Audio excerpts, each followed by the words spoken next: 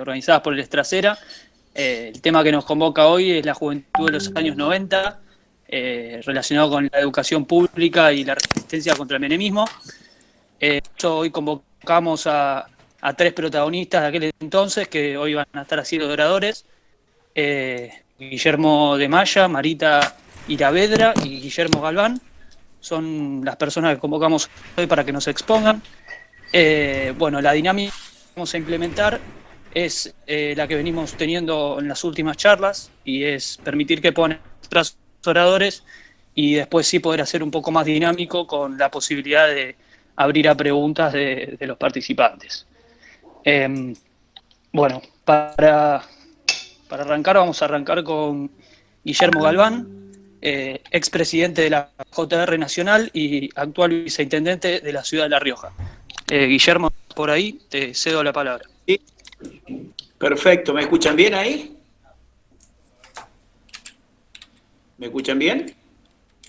Perfecto, Guillermo. Bueno, muy buenas noches. Muchísimas gracias a la agrupación El Estrasera.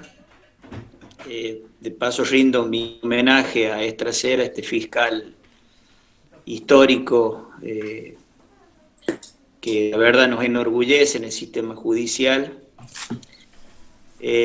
Agradecerle a Juan Carlos,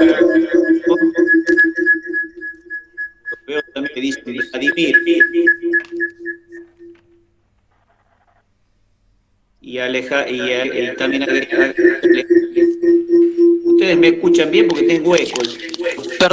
Perdón, si por favor se pueden silenciar todos los micrófonos, así no tenemos inconvenientes con el ruido ambiente, se los agradezco. Ahora sí, te escuchamos bien. ¿Ahí se escucha bien? Ahí sí te escuchamos bien. Bueno, estaba agradeciéndoles a ustedes la posibilidad que me dan de contactarme. A mí me toca ser parte de la conducción nacional de la Juventud Radical desde el año 90, que soy vicepresidente del Comité Nacional por 2 mandatos, y después me toca presidir la juventud a nivel nación del 93 al 95. Es decir, me toca la salida del gobierno de Alfonsín con todo el trauma que esto trajo a nuestro partido, y obviamente me toca vivir el menemismo de lleno, y obviamente con cuestiones significativas en la vida institucional, como fue la reforma de la Constitución del 94. El menemismo tuvo muchas características que lo distinguen en su concepción política, económica e institucional. El menemismo irrumpe con un paradigma económico, planteando el tema de las privatizaciones, donde se privatizan empresas del Estado prácticamente todas, de mucha significancia, lo que era en ese momento Entel, se divide en 2, ¿no es cierto?, Telecom y Telefónica, YPF, yacimientos carboníferos fiscales, el tema del gas, las privatizaciones en materia de servicios, como es el tema de la energía eléctrica, obviamente las empresas de gas y de agua. Eso trajo en principio una fuerte inversión de capital que puso en condiciones estas empresas que el Estado no había sabido administrar con eficiencia, pero trajo a la par una gran cantidad de despidos del Estado. El menemismo, para hacerlas apetecibles a estas empresas, no solo las vende a precio vil, inclusive con muchas mañas, como cuando se privatiza gas del Estado, donde está el famoso diputrucho, sientan una persona para terminar de dar quórum que no era legislador. Eso nunca se revisó, más allá que se cuestionó judicialmente esto. El menemismo contaba con un blindaje judicial, y eso trajo aparejado el despido a través de indemnizaciones de cientos de miles de trabajadores, que por supuesto una vez que esos trabajadores se comieron la indemnización, pusieron un taxi, pusieron un kiosco o se convirtieron en cuenta propista, Cuando eso se acabó, se sumaron a la fila de desempleados que nos dejó el menemismo cuando asumió el gobierno de la Alianza. La otra cuestión que lo marca el menemismo es obviamente la toma del poder, es decir, reproducen el feudo local que tenían acá en La Rioja, tenían el manejo absoluto del poder político y el poder judicial, amplían el número de la Corte de 5 a 7 miembros, eso le permite al menemismo tener una mayoría en la Corte Suprema de Justicia, con todo lo que esto trae aparejado, donde, por ejemplo, se generaron figuras jurídicas como el persaltum, donde directamente la Corte se abocaba a cuestiones que el gobierno necesitaba como cuestiones políticas e institucionales, lo cual también generaba una gran inseguridad jurídica, porque al tener una Corte adicta, rápidamente podían acomodar, entre comillas, la juridicidad de los actos de gobierno. Y dentro de eso, el menemismo también había firmado durante la campaña electoral un acuerdo con los sectores que se habían levantado al gobierno de Alfonsín. Aldo Rico termina siendo intendente del menemismo y Seineldin termina levantándose contra Menem porque Menem no le cumple el tema de dejarle a cargo las Fuerzas Armadas para que la condujeran ese grupo de nacionalistas. Hay un levantamiento en el año 90, si mal no recuerdo, donde el menemismo lo reprime con fuego y muerte, más de 30 personas mueren en ese levantamiento, pero lo cual marca... ¿Con pollo? ¿Con pollo que salsa? Sí. Guillermo, se te cortó.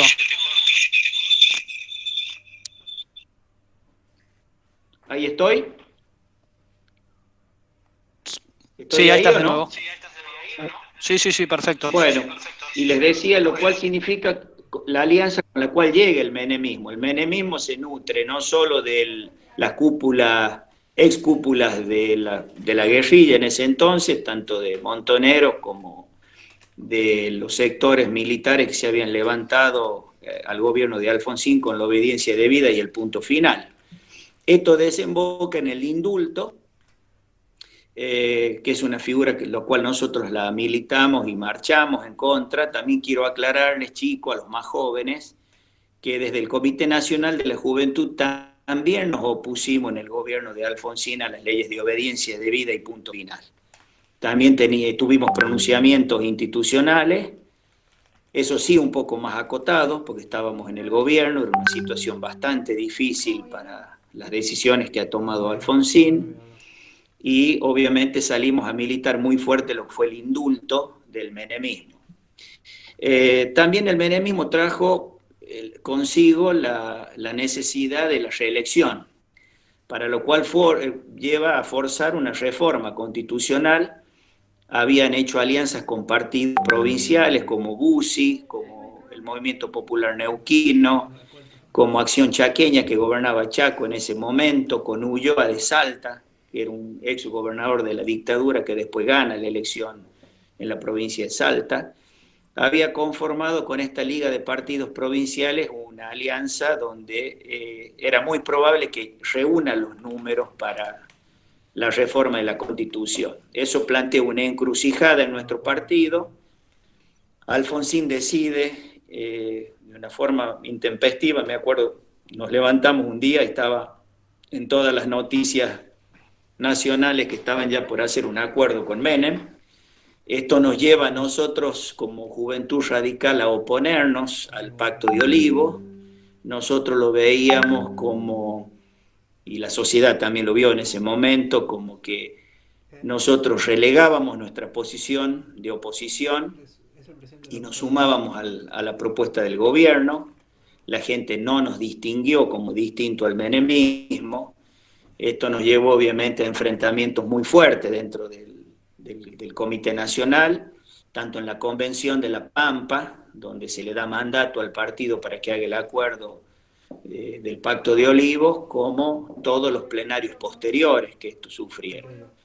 Esto nos trajo a nosotros un distanciamiento con el presidente del Comité Nacional, que era Alfonsín, Yo quiero contarles a ustedes, soy alfonsinista, mi héroe de la política es Alfonsín, es mi referente, pero también quiero decirles lo que somos los radicales. Cuando nosotros no compartimos determinadas posiciones o estrategias, más en este caso que no habían sido debatidas, habían sido más bien impuestas, porque el plenario de La Pampa solamente vamos a ratificar lo que Alfonsín ya había firmado en el Pacto de Olivo unos días antes, claramente nos llevó a nosotros a tener un enfrentamiento público, lo cual era muy difícil poder enfrentar a nuestro referente, a nuestro mentor ideológico, que era Alfonsín.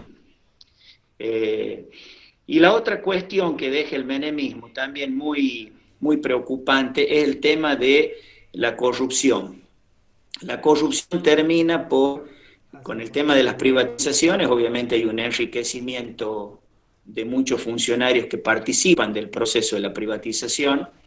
A diferencia del kirchnerismo, ha sido siempre difícil, probablemente el menemismo, el tema de llevar a los funcionarios a la justicia, porque después vino la caída de la Rúa que arrasó el país. Pero acá los funcionarios se enriquecieron con las coimas que se pagaron por la venta de precio vil de las empresas del Estado. En cambio, el kirchnerismo se enriqueció al haber estatizado muchas de estas empresas y haberlas manejado, bueno, como es de público y notorio, empresas emblemáticas donde claramente ha servido para el enriquecimiento de los funcionarios. Pero esta estabilidad también trajo un relajamiento en nuestra sociedad. La estabilidad del 1 a 1, un peso valía un dólar. Eso trajo un daño tremendo en nuestra economía, hizo que nuestra industria no sea competitiva ante el mundo, pero sí le posibilitó a sectores sociales de nuestro país poder viajar, acceder a determinados bienes extranjeros, comprarse autos importados, ropa, lo cual también la gente cambió su bienestar económico por la calidad institucional que se perdió muchísimo en esa época. Nuestro partido en ese momento estaba en un franco declive, veníamos de dejar el gobierno anticipadamente con Alfonsín en el año 89, tuvimos una dura derrota electoral en la elección del año 91, el radicalismo no llega al 20%, se hace una pésima elección en todo el país. Hay una leve recuperación en el año 93, pero declinamos en la constituyente del 94, donde en algunos distritos importantes como Capital Federal quedamos detrás del Frepaso, que es el nacimiento de la fuerza de Chacho Álvarez con Fernández Mejide, y quedamos tercero en la elección nacional del año 95, cuando nosotros llevamos a Masachesi como candidato a presidente. En esa época, la mayoría de los jóvenes apoyamos en la interna la candidatura de Storani, que perdemos, y obviamente gana Masachesi por la estructura partidaria en el resto del país, en la interna nuestra. Ese es un poco el panorama tanto de lo que fue a grandes rasgos el menemismo y de la situación de nuestro partido. No sé si después al final, para no ser cansadores, conviene responder algunas preguntas puntuales y contar anécdotas de cómo vivimos nosotros el Pacto de Olivos, cómo vivimos de adentro el indulto, cómo vivíamos de adentro la toma de decisiones de nuestros bloques parlamentarios, y también contarles las propuestas que hicimos desde la juventud. Nosotros trabajamos en el proyecto para eliminar el servicio militar obligatorio. La Juventud Radical lo propone en nuestro bloque de legisladores, después el menemismo con su mayoría lo termina aboliendo, después de la muerte del soldado Carrasco, y también cómo trabajamos políticas públicas en materia de empleo. Pero bueno, no quiero ser cansador y quizás espere las preguntas para contar procesos institucionales internos, cómo se vivieron estos momentos. Bueno, Guillermo, muchas gracias. Pasamos a la segunda oradora, Marita Iravedra. ¿Estás por ahí, Marita? Ahí estoy tratando de desmutearme. ¿Me desmuteé? Muy bien. ¿no? Te Ahí desmuteaste, te estamos. escuchamos perfecto. Me desmuteé. Bueno, Bueno. Marita fue la primer presidente mujer del Centro de Estudiantes de la FADU en el año 1994 a 1996. Además fue consejera directiva durante 3 periodos como estudiante y 2 como graduada. Y además actualmente es titular de cátedra en FADU. ¿Es así, Marita? Sí, señor. Muy bien, bueno, Es entonces te así. cedo la palabra. Bueno, primero que nada, bueno, agradecerles la invitación. La verdad es siempre lindo participar de estos ámbitos y bueno, que se acuerden de uno y que lo inviten. Nada, está bueno. Y está bueno participar de esta charla. La verdad, bueno, como decía Guillermo hace un rato, la juventud de los 90 me agarró como una cosa, digo, viejazo total, ¿no?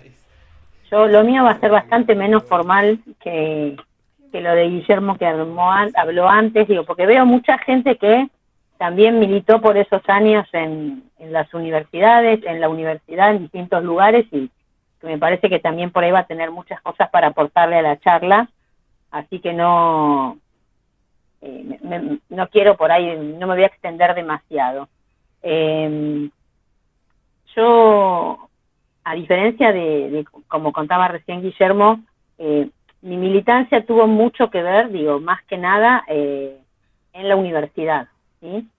Y en la universidad y más en la Facultad de Arquitectura y Diseño, donde donde habíamos generado toda una... A ver, se nos había dado, en el momento que yo llego a ser presidenta del centro, fue al mismo tiempo, el mismo año que Carmen Córdoba llega a ser decana de la facultad.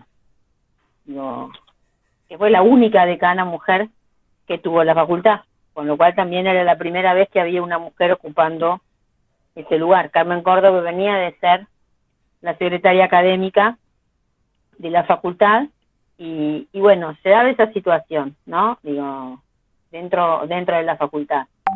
Y nos agarraba en un momento donde nos agarró al mismo tiempo, todo el tema del menemismo se vivió en la facultad y en la universidad a través de todos los embates que sufrimos, digo, que vivió toda la sociedad, pero en la universidad lo vivimos más que nada con lo que sentimos como apriete de la intención de que se vote la ley de educación superior, que en ese momento nosotros lo veíamos como una cosa de visceral, que nos iba la vida en que se votara y se aprobara la ley de educación superior en ese momento, porque era claro que violaba la autonomía, que hacía tan poquito se había, si bien para nosotros la autonomía, digo, más para nosotros los reformistas, era algo consagrado, no estaba consagrado en la Constitución hasta poquito tiempo antes, que a propuesta del radicalismo se incluyó eso en la Constitución del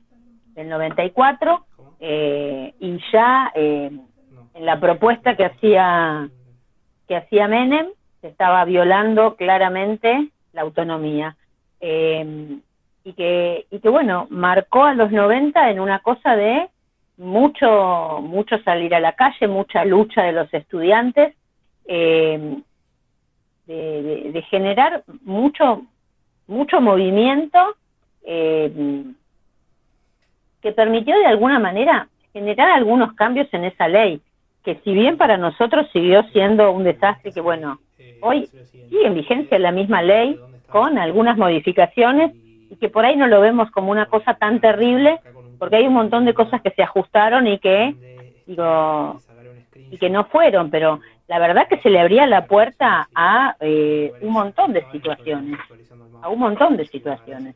que con las cuales nosotros no estábamos de acuerdo y tampoco estaba de acuerdo la Constitución, y por eso es que se presentaron amparos, era todo el tiempo estar pensando de qué manera hacíamos para llegarle a la gente y explicarle al resto de la sociedad que nosotros no podíamos soportar que se aprobara una ley como esa. Y la verdad es que, esta cosa que tenía el menemismo de no importar absolutamente nada cuál era la opinión de los estudiantes, de los profesores, ni siquiera de los diputados, porque la verdad es que se han hecho movilizaciones gigantescas donde los diputados nos acompañaban a nosotros, la gente del partido, y la verdad nada, no, se votó la ley igual. Y hay cosas que, bueno, que tienen más que ver con por ahí anécdotas, ¿no? Pero hay cosas que uno las mira a 30 años para atrás y que no las puede entender porque la sociedad cambió, porque la tecnología cambió. Digo, hoy por ejemplo, yo hablaba hace un ratito, ni bien antes de empezar la charla, en esa cosa del encuentro, cuando uno se empieza como a encontrar, y ahí el Negro Oviedo me comentaba de unos, de unos stickers que aparecían para WhatsApp, y yo digo, sí, dale, mandame, me gustaría ver eso, que hablan de la militancia de tal año y la militancia de tal otro. Digo, chicos, nosotros somos un viejazo, pero la verdad, el celular para nosotros no existía. Vos no te enterabas de lo que pasaba. Nosotros íbamos marchando para un lugar y lo que no hubiéramos acordado antes, digo, no teníamos manera de modificarlo, salvo que uno fuera corriendo a la otra punta. Digo, eso también hizo cambiar cosas, digo, era como, no sé si era más difícil, era distinto, la militancia era distinto, era hablar con la gente sí o sí, no le podías mandar un mail, no le podías mandar un WhatsApp, no tenías esa posibilidad, no le podías mandar un mensaje de texto que para nosotros, para los viejos también es una antigüedad. Entonces, bueno, eso se modificó muchísimo, hoy estamos todos dando clase por internet, hasta los viejos como yo, pero bueno, digo, hubo mucho cambio, digo, hoy no hay imágenes de eso. No hay imágenes de las cosas que hacíamos en la calle, digo, nosotros, no me voy a olvidar, digo, un día dijimos, bueno, basta, tenemos que salir a hacer algo donde se entere todo el mundo, ¿y qué hacemos? Estamos acá en Ciudad Universitaria, nadie se entera de nada de lo que hacemos adentro de este edificio, hacemos algo y ni los de Exactas que están al lado se enteran. Entonces, bueno, teníamos que hacer alguna movida. Bueno, salimos a cortar Lugones. Bueno, a ver, fue la primera vez que se salió a cortar Lugones. Una locura, digo, lo único que hay es una foto del diario, porque nadie tenía una cámara en el bolsillo, digo, entonces no se podía replicar todo tan sencillo. Igual, miles de estudiantes salían a la calle, miles de profesores salían a la calle, armábamos puestitos en las distintas zonas de la ciudad y volanteábamos a la gente y le explicábamos por qué estábamos cortando la calle, obviamente nos decían de todo, pero a ver, era lo que podíamos hacer, no había, como que no teníamos alternativa, digo, y yo creo que sirvió de alguna manera la ley que salió, que realmente era nefasta, digo, tuvo muchos cambios, digo, justamente porque se hizo nos movilizamos muchísimo. En todo el país hubo mucha movilización de los estudiantes, y mucha movilización de los estudiantes acompañados por los docentes, digo, porque cuando yo cuento esto de Carmen Córdoba es porque, digo, yo no me voy a olvidar de las clases públicas. Por ejemplo, nosotros desde Ciudad Universitaria nos íbamos a hacer clase pública a la puerta de el hermano del presidente en ese momento, ahí a la calle Quinteros, ¿sí? Después de eso nos amenazaban de muerte, nos entraban a nuestras casas, digo, pasaban otras cosas, ¿sí? Digo, no era todo solamente votar cosas, digo, eran complicados los muchachos también. Pero bueno, era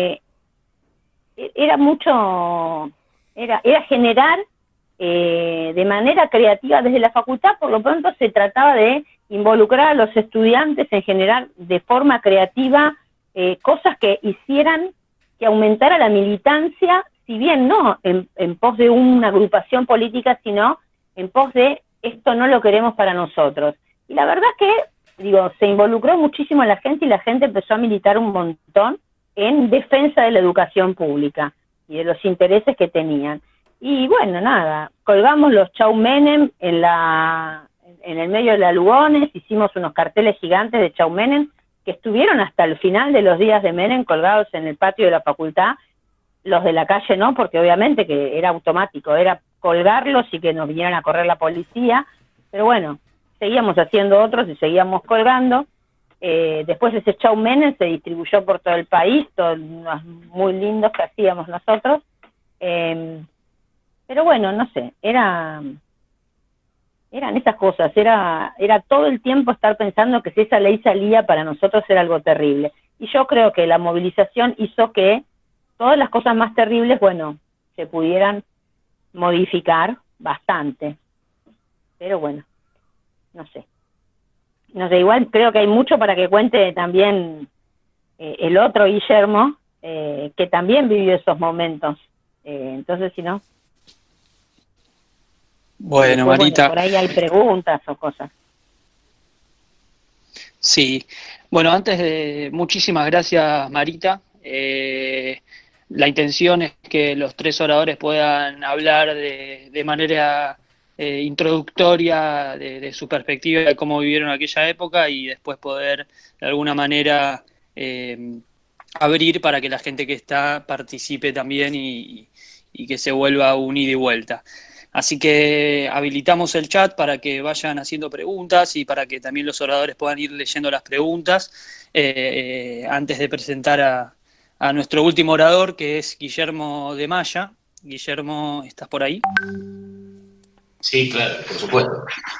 ¿Cómo estás, Guillermo? Bien, muy bien. Bueno, Guillermo es actual presidente de la UCR Capital.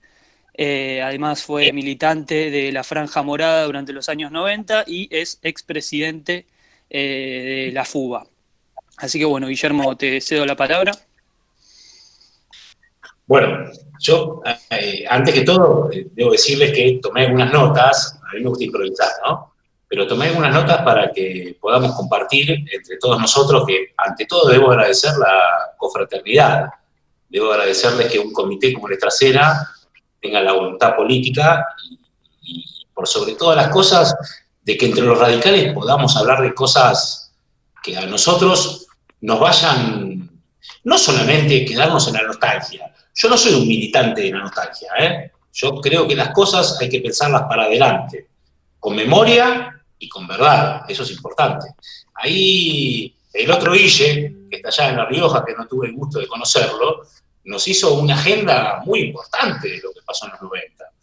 Él fue poniendo referencias, hitos históricos acerca de lo que fue esa época. Pero cuando fue el Pacto de Olivos, cuando nosotros nos pusimos a discutir, porque, antes de nada, para mí los 90 empezaron en el 89. Empezaron cuando el derrotero del radicalismo, y yo creo que con un gran presidente, tuvimos la posibilidad de hasta cuestionarlo, enojarnos con él, y le discutíamos y le debatíamos cada punto, cada coma. Yo creo que el Pacto de Olivos, al calor de lo que contaba Guillermo, hoy, con el diario del lunes, por supuesto, creo que creo que fue un pacto de la democracia, porque nos amenazaban fuertemente con un plebiscito. No sé si te acordás, Guillermo, ahí que nos amenazaban con un plebiscito que nos iban a pasar por arriba, y el presidente Alfonsín apostaba a poder sacar algún jirón de democracia y no renegar de lo que había sido lo que habíamos hecho en nuestro gobierno. Y ahí hay algo que es importante a mi juicio, ¿no? Porque yo después quiero traer todo para el presente, no quiero que nos quedemos en el pasado. Pero desde ya les agradezco a todos ustedes que estén en este debate. Nos cuesta mucho en el radicalismo hoy tener posiciones, no me gusta decir progresistas, pero sí socialdemócratas. Hoy yo veo al presidente del radicalismo nacional pidiendo la República Autónoma de Mendoza, cosa que me sorprendió, me enojó, o sea, me puso mal, ¿vieron? Porque es raro que el presidente del radicalismo nacional, un partido federal, un partido que nació al calor de que seamos una república, venga a plantearnos que hay que hacer una república autónoma de Mendoza. Es compleja la situación que nos está pasando. Pero yo vuelvo a los 90, yo era burrumín, era chiquitito, y después les voy a hablar de lo que significó la corrupción en los 90. En los 90, y vengo a la parte universitaria porque veo que hay muchos que están vinculados a la universidad. El radicalismo, de los 80 al 87, 88, se debatía con el marxismo. Ustedes se acuerdan, hablo de Buenos Aires, perdón, Guillermo, y Marita lo debe saber. Discutíamos con la Pampillón, discutíamos ideología, discutíamos el modelo del mundo mejor que podíamos tener. Y ahí empezó y nos penetró el fracaso de poder armar un país socialdemócrata. Y yo creo que ese fracaso no tiene que ver con la dirigencia, tiene que ver con una estructura, con un país que estructuralmente era pobre, con un país que estructuralmente estaba roto. Y en ese sentido yo creo que ahí, en un momento en las universidades, yo hablo de la UBA, que es lo que conozco, ¿no? Pero nos empezó a ganar, entre comillas, la derecha.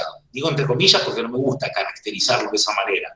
Pero nos empezaba a ganar agrupaciones que nos venían a proponer fotocopias baratas, escaleras limpias, ascensores que funcionen, y que no importaba ya la cuestión ideológica, sino importaba el servicio que te prestaba la política a la individualidad del que te votaba. Y ahí empezamos con una complicación.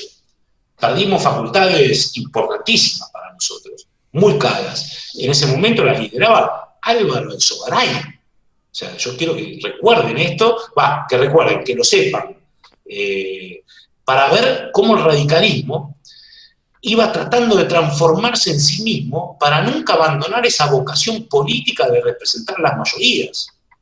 Cosa que hoy yo veo que el radicalismo la abandona. Porque, a ver, el famoso 40% del año pasado, porque no pasaron muchos siglos, fue el año pasado, las elecciones presidenciales. Ese famoso 40% no te hace representar a la mayoría de los ciudadanos argentinos. Es un 40%. Y ahí me parece que es importante que nosotros podamos pensar que lo que planteaba Guillermo con el tema de las privatizaciones, con el proceso que se dio en el menemismo, que el menemismo fue muy audaz. No se olviden ustedes que Menem fue un tipo que no fue al debate de Bernardo Neustadt, yo les cuento a los más chiquitos, los viejos discúlpenme, pero que no fue al debate con Angelos porque no quería decir nada. Y después fue inmediatamente que ganó. Y cuando ese tipo, como Bernardo Neustadt, le preguntó, ¿pero por qué usted no dijo lo que iba a hacer? Y el tipo respondió porque si iba a decir lo que iba a hacer, perdía las elecciones. Ahí se rompió el contrato social. Ahí, a mi juicio, ¿no? Se rompió lo que la política nunca debe resignar, que es la honestidad intelectual. La honestidad intelectual no es decir todo lo que uno piensa, no es matarse en un sincericidio. A mi juicio es, sí decir, por supuesto, nunca contradecirse entre lo que uno piensa y lo que uno dice. Eso es, para mí, qué sé yo, muy importante. Y ahí empezó una grieta, porque ahí en el menemismo, tomen nota, amigos, empezó la democracia de candidatos. Los partidos políticos empezaban a quedar relegados. Empezaban a aparecer Scioli, Reutemann, ustedes se acuerdan, ¿no? Tipos que tenían que ver con que medían en las encuestas y que podían llegar a ser tipos que nos traccionaban votos o les traccionaban votos a aquellos que se animaban a esa posibilidad. Y nosotros insistimos con la idea de un partido político. Y en la Ciudad de Buenos Aires insistimos mucho.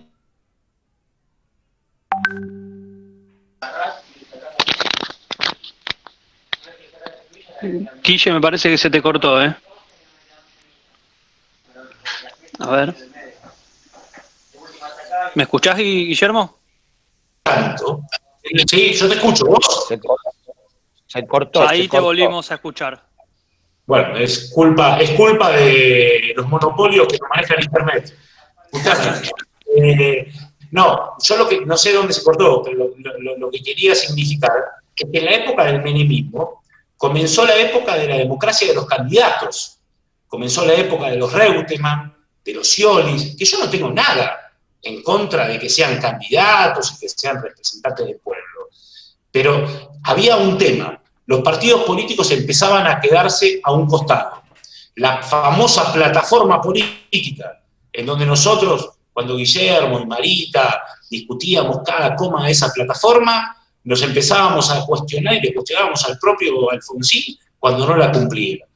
Por supuesto que tuvimos que pasar determinadas situaciones difíciles. Ahora, lo que yo no acepto es el tema de que la épica quede en los costados de los fanáticos. La épica jamás debe ser a favor de los fanáticos. Nosotros creo que tenemos que construir nuestro propio, querernos un poquito más, eso también es cierto, pero construirnos desde la épica de lo que significa el radicalismo, que significa la inclusión, la inclusión. Hoy la épica, aunque parezca mentira, es incluir, no es excluir ni ser un fanático, ni ser, qué sé yo, personas que estén tirando títulos para los titulares del diario y estén a favor. A ver, yo me resisto a ser militante de Patricia Bullrich o de Cristina Kirchner. Eso no puede ser radicalismo. Necesitamos un debate. Y yo me pregunto a veces, ¿cuándo el radicalismo dejó de debatir?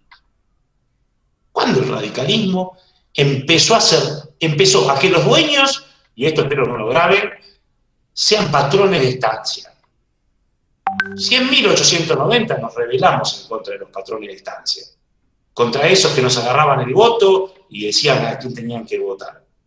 Hoy nos falta una voz nacional, una voz republicana, una voz que nos identifica a todos, en la mayoría o en la minoría, pero que no sea su interés personalísimo el interés que nos guía a todos.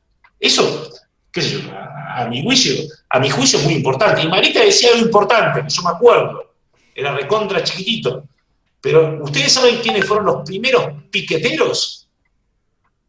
Fuimos nosotros, en Lugones, como dijo Marita. Cuando desde una grúa se paraba un presidente de la Federación Universitaria Argentina en contra del ajuste presupuestario que pretendía Menem para poder ajustar las cuentas fiscales. Y yo me acuerdo también que los ciudadanos, a mí no me gusta decir la gente, vieron, porque la gente es una cosa medio rara, pero nos aplaudían, tocaban bocinas, se bancaban estar media hora parados en una avenida y decían, vamos por la educación. Yo creo que hoy tenemos un país roto, un país recontra roto, pobre, arruinado, y no podemos echarle la culpa al roto. Al roto nunca hay que echarle la culpa, al pobre nunca hay que echarle la culpa. Jamás hay que echarle la culpa al que recibe algo del Estado y lo agradece. Lo que tenemos que hacer es un Estado más inteligente, un Estado que no sea tan antidemocrático. Y ahí nos va la pelea. Nosotros en la Ciudad de Buenos Aires, a ver, les vuelvo a repetir, yo soy presidente del radicalismo por el coronavirus. Me tendría que haber ido en febrero, marzo, me tendría que haber ido a la mierda. Pero bueno, lo importante es que intentemos reconstruir, reformular, cambiar nuestras autoridades. Yo creo que hay que renovarlas, porque el año que viene tenemos un debate importante. Tenemos un debate en donde yo no tengo dudas que la figura de Martín Lustó es una figura que debemos amalgamarla con el tema de la democracia de candidatos y los partidos políticos. Creo que hay que amalgamarla, hay que usarla, hay que utilizarla. Lamentablemente, bueno, Débora, que para mí era una referente y una dirigente promisoria, no está más. Pero necesitamos hacer un esfuerzo muy grande por sumar al radicalismo figuras de la sociedad civil que simpatizan con lo que nosotros representamos. Y ahí está el problema. ¿Qué representamos nosotros, los radicales? Los radicales no representamos solamente al que le falta para darle algo. Representamos a los sectores medios, a los que están formados, a los que piensan, a los que discuten, a los que no se comen cualquier argumentación. Por eso siempre debatimos de una manera permanente, ¿no? Pero necesitamos una voz fuerte. Lo que no necesitamos es una confederación de partidos provinciales. Eso es complejo para nosotros los radicales. Y yo creo que ahora hay que aprovechar esta pandemia, hay que aprovechar esta cuarentena.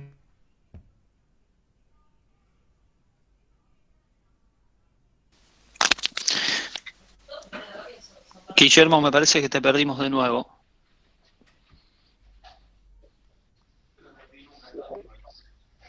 Se cortó en... ¿Estoy? Hola. Ahí estás de nuevo, Guillermo, sí, sí. Se ve que se corta por el internet. Les pido disculpas. No sé dónde, pero yo lo que les quería contar, lo quería comentar con ustedes para poder debatirlo. Se Es cortó, hay que aprovechar la pandemia, ahí se cortó. Yo creo que hay que aprovecharlo en términos de que esto es un tema inédito, nuevo en el mundo. Está pasando algo nuevo. Y no podemos responderle a algo nuevo con ideas viejas. Tenemos que tener ideas nuevas. Tenemos que volver a pensar de vuelta cómo un Estado inteligente, solidario, justo, pueda responderle a la sociedad lo que está pasando. Porque a mí muchos me hablan del 2001. Y me dicen, no, esto puede ser un quilombo como el 2001. No.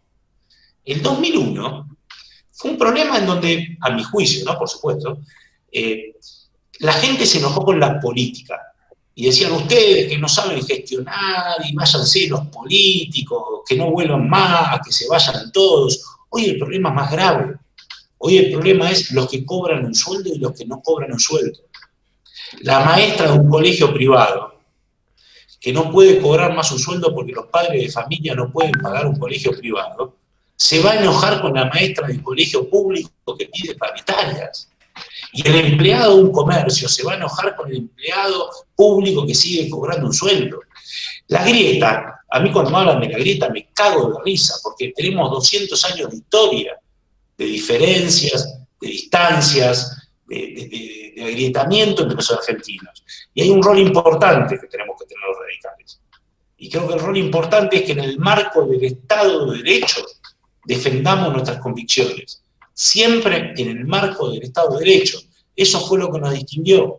Claro que es difícil equilibrar la libertad y la igualdad, la libertad y la equidad, pero creo que es un rol importante que tiene que hacer el radicalismo. Y yo veo a veces cuando nuestros dirigentes nacionales, los que tienen el micrófono, la verdad que debo agradecer, este es un Zoom, un Google Meet, de los que más gente participé, ¿no? Porque somos más chiquititos, pero creo que es importante que nosotros nos pongamos a pensar fuertemente cómo hacemos para que el radicalismo vuelva a ser una herramienta política a disposición de la sociedad. Y no dirigentes que pretendan tener votos para elegirse candidatos y después ser algo que les figure en la vida. Eso no nos sirve. O ustedes piensan que yo a veces, si leyeron algún tuit mío o alguna cosa, no crean que estoy loco. ¿No? Yo sé lo que estoy haciendo, pero no me dedico al marketing. No debemos dedicarnos al marketing. Debemos ocupar esos lugares. Por supuesto que sí, que los tenemos que ocupar. Pero, y cuando Marita decía de lo de Lugones, yo me acuerdo, Marita, que el símbolo era una tijera con un símbolo de prohibido, ¿te acordás? Que era la tijera, que era prohibido recortar, y teníamos un fuerte apoyo a la educación pública. Ahora, el problema que yo creo que estamos teniendo es que los radicales tampoco podemos pretender que la educación pública sea solamente la universitaria. Necesitamos que haya una educación en donde los padres de familia hoy hacen un esfuerzo terrible por pagar salud, educación, justicia. Eso lo garantiza el Estado, con los impuestos que pagamos. Y eso es lo que nosotros tenemos que salir, no sé si a defender, pero salir a decirlo de manera enérgica. Nosotros en la Ciudad de Buenos Aires tuvimos un derrotero terrible, pasamos, como decía Guille, a no tener ni siquiera un legislador de la Ciudad de Buenos Aires. Pasamos de tener al mejor jefe de gobierno, que sin duda fue de la Rúa y fue bueno, porque la Ciudad de Buenos Aires tiene recursos, pero yo siempre me enojo cuando Larreta, que yo creo que ha cambiado, nos planteaba una gran administración de la ciudad, porque ponía, ¿cómo era? El platito para que los perritos tomen agua en los bares. Pero es inmoral si no tenemos vacantes en los colegios públicos. Es inmoral si a un hospital no podemos ir. Es inmoral si en realidad todo es marketing y yo tengo un familiar con COVID, no puedo llamar a un teléfono para que me respondan. Yo creo que ahí tenemos que ir alineándonos. Y tenemos que ir buscando a aquellos dirigentes políticos, no voy a ser yo, no va a ser, qué sé yo, ninguno de los que yo quiero, pero tenemos que tratar de conjugar desde el Comité Trasera y desde todos los comités de la Ciudad de Buenos Aires la posibilidad de armar de vuelta por lo menos una columna vertebral ideológica, aunque sea de modé, aunque parezca que es mentira. Y no es un problema de Argentina, repito, fíjense lo que pasa en el mundo. Fíjense lo que pasa en el mundo. Tenemos a Trump, un loco total, Bolsonaro, qué sé yo, Macron, Merkel, hay un montón en donde lo único que importa es su propia personalidad. Y si hay algo que nos distingue a nosotros, o nos debería distinguir para hoy y para el futuro, es poder constituir un abanico de ideas, que cuando no estemos nosotros, esas ideas sigan. Eso es lo importante, que es lo que tenemos que tratar de trabajar. En la ciudad nos cuesta muchísimo, pero recontra muchísimo, porque está en las internas y que uno vota al otro y todo ese quilombo. Pero hay un montón de amigos que están trabajando por lo menos para superar esa situación. Nos costó, nos cuesta, es difícil, pero creo que no podemos resignar a construir esa épica de la inclusión. Vuelvo a insistir con esto, la épica de la inclusión, de incluirlos a todos. Porque aunque parezca que esa épica no tiene armas, no tiene fronteras, no tiene fanatismos, es la más importante de todas. Nosotros aspiramos en la Ciudad de Buenos Aires a que nuestra renovación de autoridades traiga novedades, pensamos hasta que una mujer sea que una mujer sea presidenta de la Unión Cívica Radical, porque queremos tratar de cambiarlo. Eso es lo que estamos intentando hacer. Nos cuesta un montón, y nos va a costar un montón. Ustedes saben que, y con eso termino, la formación política no tiene que ver solamente con el recuerdo de lo que pasó y con el velorio de nuestros próceres. La información política tiene que ver también con la información que tenemos a tiempo, con la formación y con el debate. Si no tenemos esas tres cosas, no podríamos avanzar. Y nos falta un radicalismo nacional.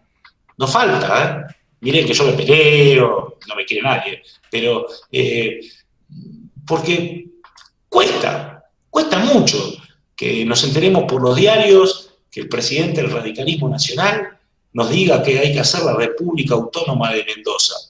Eso se lo acepta a los bosteros que quieren hacer la República Autónoma de La Boca, pero no presidente de la Unión Cívica Radical. O sea, eso no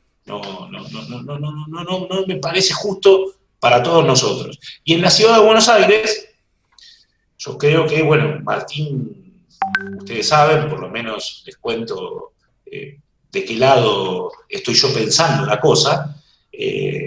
Martín es un referente que amplifica la voz del radicalismo, no es un radical de la cuna, pero es lo que intentamos trabajar para poder volver a recuperar el poder. Y el poder no tiene que ver con la jefatura de gobierno de la Ciudad de Buenos Aires. Si nosotros quisiéramos eso, cerramos con la reta y nos vamos a casa. Nosotros lo que queremos es crecer en todo el país, con una idea, con una propuesta, con algo que vuelva a vincularnos con una sociedad en donde, y les pido por favor entendamos esto, una sociedad pobre, una sociedad rota, en donde nuestras ideas, nuestras disquisiciones universitarias, intelectuales, profesionales, no le alcanza al que le falta la comida. Y ahí es, creo que, donde tenemos que estar nosotros. Por eso cuando Agustina al principio me contaba lo de la olla popular, es importante que el radicalismo esté ahí, pero sin fotos. Les mando un beso.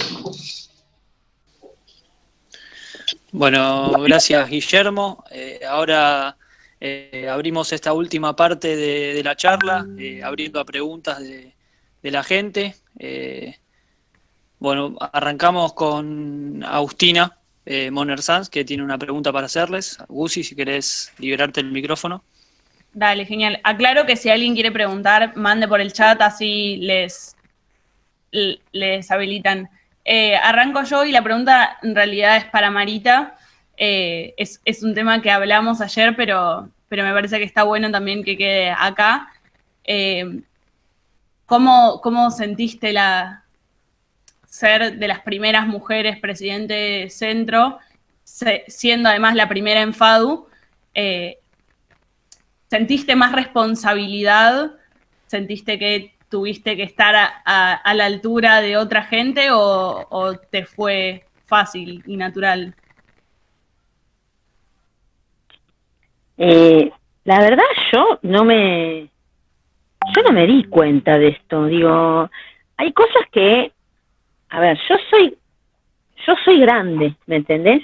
Entonces, ¿qué pasa? Nosotros, la gente de mi edad, la mayoría, somos producto de la sociedad machista. Entonces, digo, ni siquiera te dabas cuenta. Vos te dabas cuenta que tenías que remar 75 veces más para el mismo lugar que un varón. Pero lo tenías naturalizado. Lo mismo me pasaba en la escuela, digo, lo mismo me pasaba en todas partes. Para mí era lo más natural del mundo tener que hacer 100 veces más esfuerzo para alcanzar los mismos lugares. Y la verdad que no sentí que tuviera que hacer más. Digo, una vez que había alcanzado el lugar, digo, tenía que ver con hacer lo que yo creía que tenía que hacer y con lo que mis compañeros de militancia acordábamos y armábamos.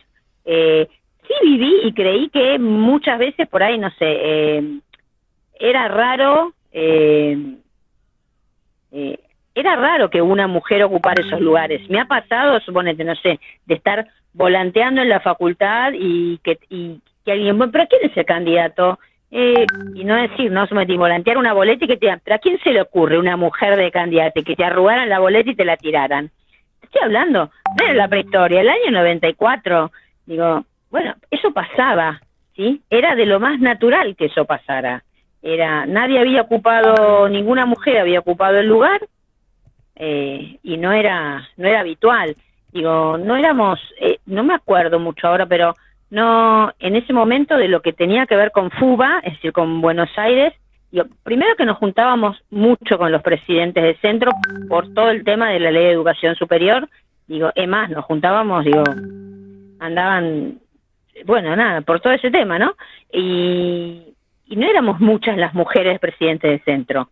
Y la verdad que nunca me sentí que fuera distinto ni que yo tuviera que hacer algo distinto. Sí, mirándolo de ahora para atrás, bueno, sí, claro, los esfuerzos para alcanzar los lugares siempre fueron distintos, los que uno tuvo que hacer. Pero bueno, nada, estaba naturalizado con la vida, con la formación que uno tuvo. Uno ahora se empieza como a dar cuenta de un montón de cosas que en ese momento no te dabas cuenta, ¿sí?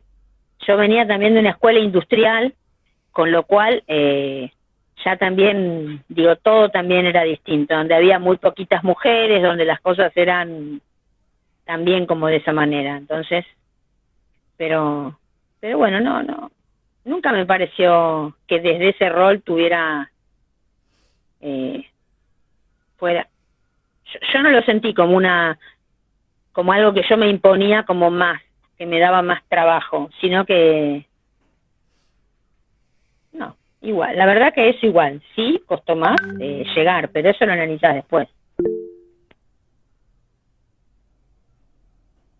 Gracias, Mari. No, por nada. Bueno, ahí Juan Carlos Kosov pide la palabra. Juan Carlos, ¿estás por ahí? Sí, hola, ¿qué tal? Bueno, estaba pensando lo siguiente. Por un lado, la relación con tanto el discurso de Marita como el de Guillermo Galván, ¿no? Que hicieron un pantallazo y una mirada justamente de lo que se vivía en los 90, la destrucción del Estado. Y de pronto Guillermo de Maya mostró las posiciones como espejo de lo del radicalismo tenía que hacer en los 90 y lo que debería continuar. Ahora le pregunto tanto a los Guillermos como a Marita, ¿no? Desde esta destrucción del Estado, y de pronto cómo se conformó después la esperanza fracasada, digamos, de la alianza, cómo vivieron esas expectativas que iban a dar un posible cambio y de pronto nos sentimos dolidos porque no pudimos cumplir con esas expectativas, ¿no? Sus miradas, tanto en las confrontaciones de los 90 de la destrucción del Estado, al consenso y a las nuevas esperanzas. Desde la juventud, vamos al siguiente, desde la juventud de ustedes, ¿sí?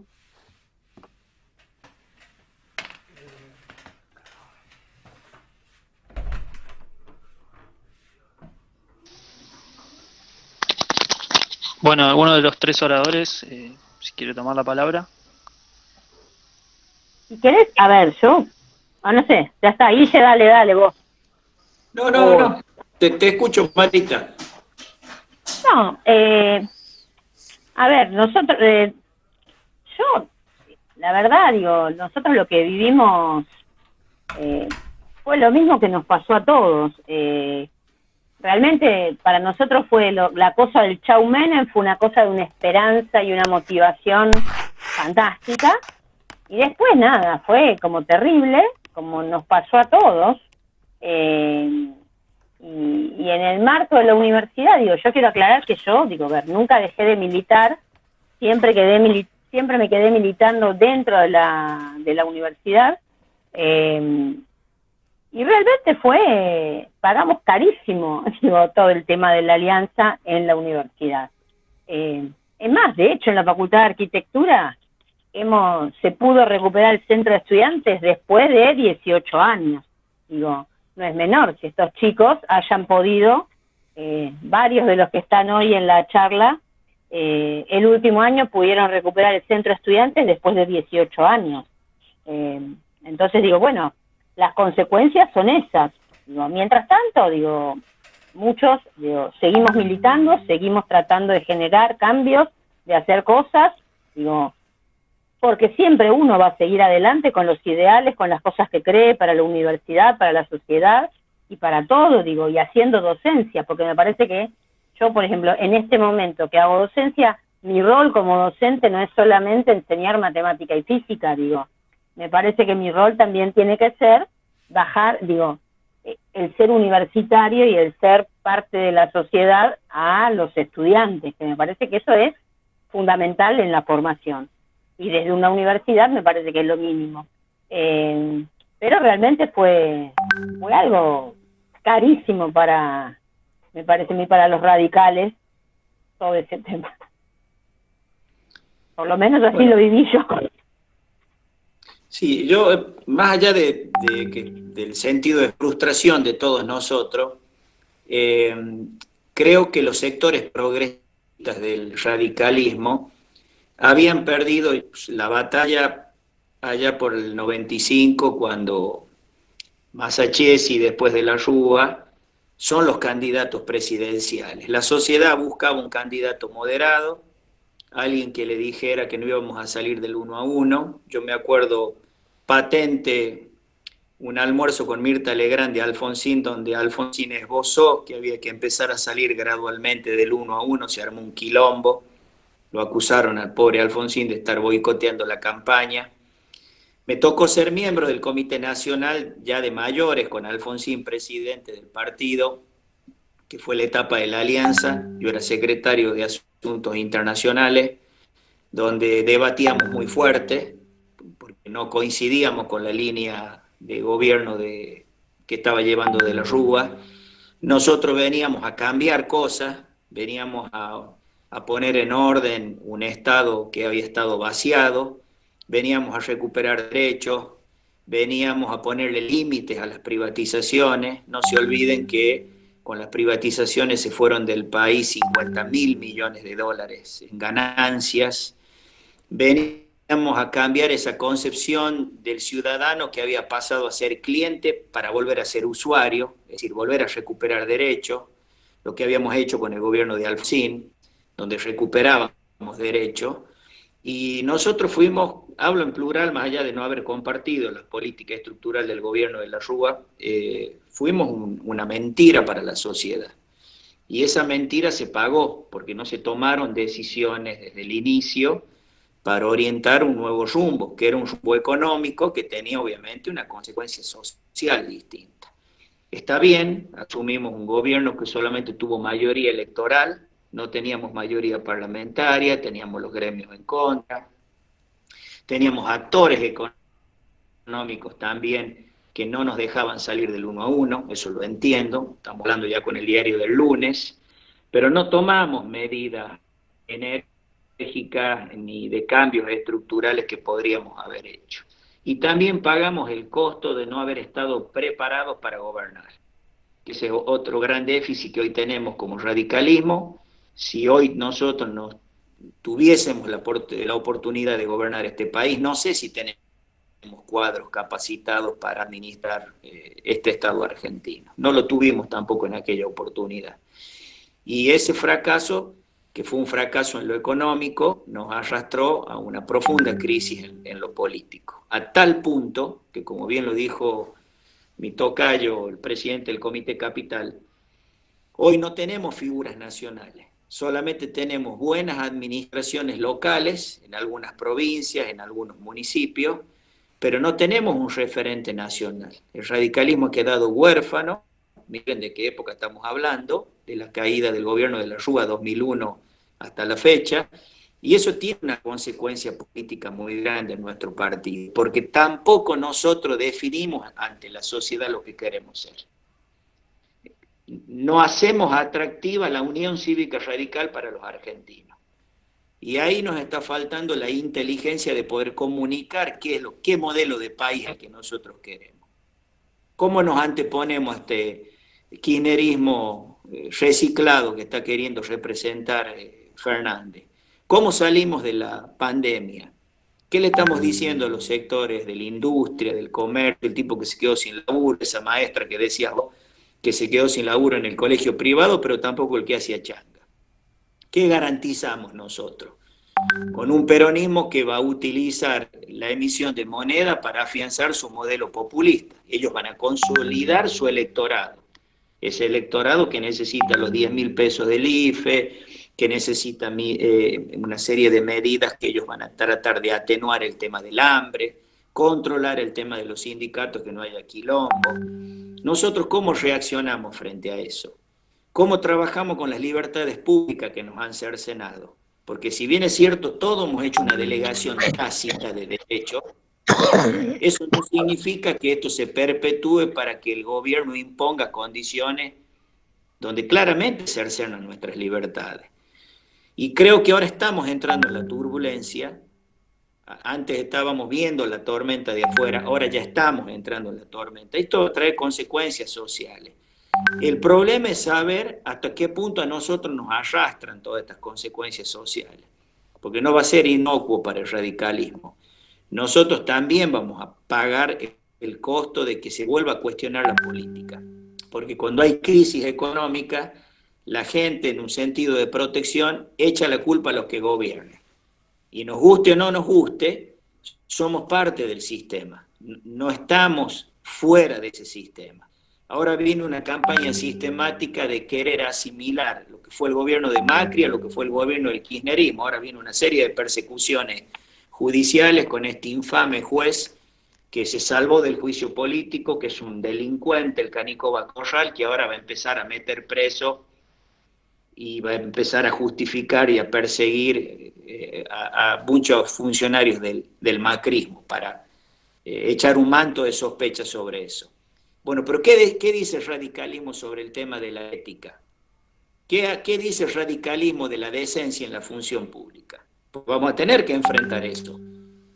No sé si habrá cometido algún delito Dietrich, Duhovne, ahora están todos procesados, no se los deja salir del país, se metió preso a esta gente que supuestamente estaba en una red de espionaje. Bueno, ¿cómo nosotros contraponemos eso? ¿Qué decimos del sistema judicial? Todavía no está presa Cristina Kirchner. Está comprobada desde la hija con $4,5 millones, $4,5 millones en una caja de seguridad. Yo me lo imagino a Ricardito Alfonsín, si no hubiésemos enterado que tenía 4 palos verdes en una caja de seguridad, lo matábamos, lo colgábamos ahí del 6º piso donde vivía en la avenida Santa Fe con Alfonsín. ¿Qué vamos a hacer nosotros con todo eso? ¿Vamos a ser parte de ese juego o vamos a hacer diferencia nosotros en esto? ¿Qué vamos a decir con un sistema judicial paralizado? Yo soy el autor de la ley de víctimas, trabajé mucho el tema de víctimas, mucho el tema de género, mucho el tema de usuario. Aquí en La Rioja yo frené los aumentos de gas y de luz de los decretos de Macri, siendo parte integrante del gobierno, pero me pesó más mi convicción de saber que nosotros no teníamos que oponernos a esta liberación que hizo de los servicios Macri. Bueno, ¿qué vamos a decir nosotros? ¿Cómo trabajamos para ese usuario nuevo? ¿Qué vamos a decirle a la víctima que no tenemos tribunales abiertos? Ahora se prorrogó con el tema de la pandemia, el tema de la feria judicial. Bueno, nosotros tenemos que empezar a tomar pronunciamiento. Hoy creo que escribió Gil Lavedra, no lo leí el artículo, solamente vi el copete de la nota, sobre el tema de las libertades públicas y la independencia de la justicia y el COVID. Bueno, tenemos que empezar a tomar definiciones. Y ahí donde nos están faltando las cabezas inteligentes que orienten al radicalismo. Alfonsín, Balbín, Ilia, Frondizi, Alem, marcaron tendencia en el radicalismo, con todas sus disidencias. Eran líderes que marcaban posición. Nosotros hemos quedado con ausencia de liderazgo. A tal punto no tenemos liderazgo que quien conduce el Comité Nacional, como muy bien lo dijo Guillermo, hoy acaba de decir que si es por él se independiza de la Argentina. Lo cual es una señal pésima a nuestro electorado y le va a costar el año que viene si quiere ser candidato o si es que algún día quiere ser candidato nacional. Y después, ¿qué necesitamos? Figuras como Lutó, que nosotros la vemos con mucha esperanza desde el interior, empiecen a hablar en un lenguaje que no sea para las grandes ciudades, que no sea el lenguaje de la capital federal. Necesitamos que tenga un lenguaje llano para un país que hay que integrar, para un conurbano bonaerense que tiene un microclima y una economía y un funcionamiento donde nosotros no sabemos cómo vamos a llegar ahí. No sé si se me cortó. No, No, porque perdí la imagen, no tengo imagen. pero el audio funciona bien. El audio funciona. Bueno, ¿qué necesitamos? Necesitamos volver a reconstruir liderazgo y para eso necesitamos debatir en el radicalismo. Porque también el gobierno de Macri evitó la discusión interna en nuestro partido. ¿Por qué la evitó? Hacíamos plenarios que duraban 4 horas. Porque no podíamos nosotros marcar disidencias del gobierno de Macri. Porque no era conveniente para la opinión pública que se enteraran de que los radicales debatíamos y que no compartíamos políticas públicas del gobierno de Macri. Entonces necesitamos volver a activar eso. Por eso todas estas reuniones de 30, de 40, de 80, de 100, espero que sea de miles, se reproduzcan en todo el país, porque el radicalismo tiene mucho para aportar, tiene mucho para decir. Y además nosotros tenemos una forma de expresar donde tenemos que volver a abarcar las mayorías de la Argentina. Y hoy las mayorías de la Argentina están requiriendo de un mensaje distinto, así como hablábamos de las víctimas, de género, del derecho de los usuarios, hoy tenemos que hablar de empleo, de calidad institucional y de decencia, que son valores que nosotros nunca lo hemos resignado. Lo que no estamos haciendo es ponerlo en valor, es ponerlo ante la opinión pública. Ahí me meto, Nico. Sí, Ale, te doy la palabra, Ale. Vale, gracias. Adelante. Tengo una pregunta principalmente para Guillermo, para los dos Guillermos, para De Maya y para Galván. De cara a, primero, desde la perspectiva que ustedes tenían en los 90, es decir, hoy, actualmente, les toca liderar ciertos puestos de liderazgo, primero a vos, Guillermo, dentro del partido, y Guillermo de Maya, y a vos, Guillermo Galván, siendo viceintendente ahí de la ciudad de La Rioja, pero desde la perspectiva que ustedes tenían en la juventud de los 90, ¿cómo era en un cierto punto la construcción o una visión unificada a nivel nacional? Porque, por ejemplo, Guillermo, a vos te tocó ser presidente de la JR Nacional y venías de La Rioja, donde venías más o menos de donde nació el menemismo y todo lo demás. Y vos, de Maya, tenías la visión desde la capital, de la ciudad de Buenos Aires, que son visiones que en un cierto punto se contraponen. No es lo mismo la realidad de la capital federal, la ciudad más rica del país, que lo que puede pasar en la provincia de La Rioja. En un cierto punto, ya que hoy en día militamos en un partido que no tiene un núcleo a nivel nacional muy pobre y cada distrito hace básicamente lo que quiere, con una libertad absoluta, ¿cómo poder unificar eso, por lo menos desde la perspectiva de la juventud? ¿Cómo llevar a cabo toda esa cuestión?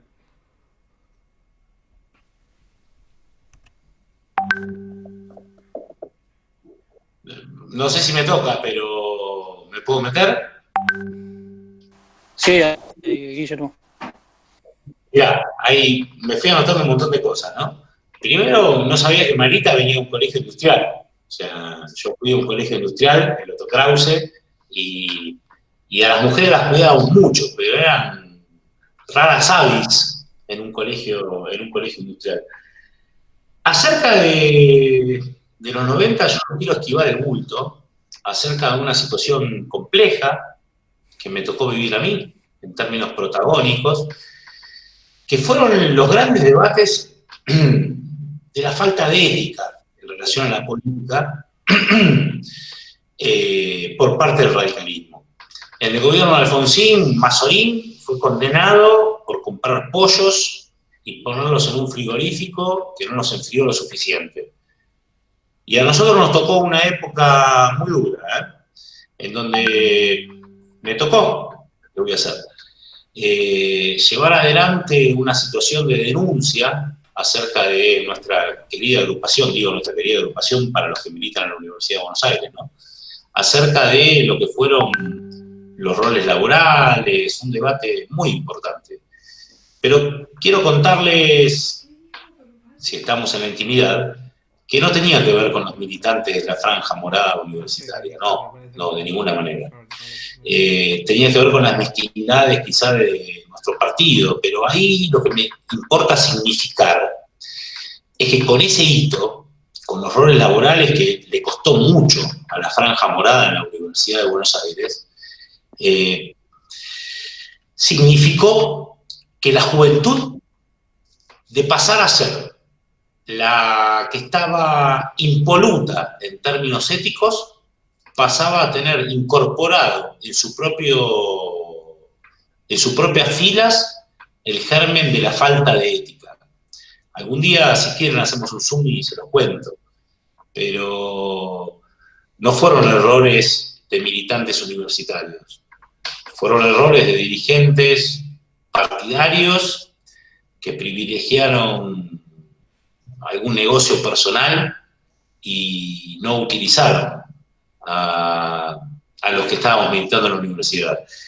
Hay algo importante, yo me escribí un montón de cosas, discúlpenme, pero voy a leer, porque cuando Guillermo, es muy raro encontrar dos Guillermo, así que me cuesta encontrar con un Guille y un Guille, pero el tema del peronismo,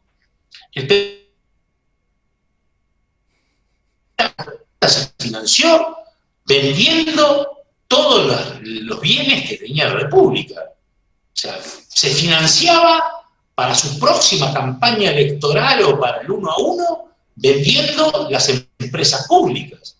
Y después el kirchnerismo también hizo lo mismo.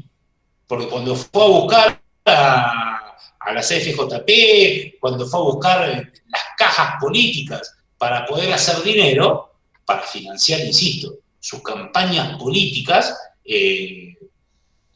nos dejaba fuera de foco, nos dejaba atrasados. Y no piensen que, no lo firmen esto, que los radicales somos unos pelotudos. De ninguna manera.